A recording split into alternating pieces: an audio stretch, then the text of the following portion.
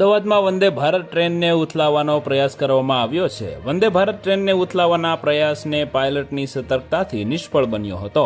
અજાણ્યા ઈસમે ચાંદલોડિયા ખોડિયાર નગર વચ્ચે પાટા પર 20 ફૂટ ઊંચી લોખંડની એંગલ મૂકી ટ્રેનને ઉથલાવવાનો પ્રયાસ કર્યો છે. પાયલટની સતર્કતાથી મોટી દુર્ઘટના બનતી ટળી હતી.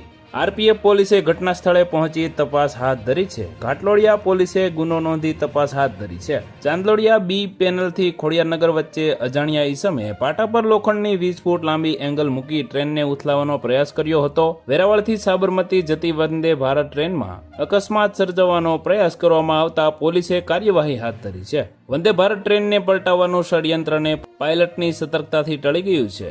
અજાણ્યા ઈસમે ટ્રેનના પાટા પર લોખંડની 20 ફૂટ લાંબી એંગલ મૂકી હતી. આ ઘટના મામલે ઘાટલોડિયા પોલીસે ગુનો નોંધી તપાસ હાથ ધરી છે.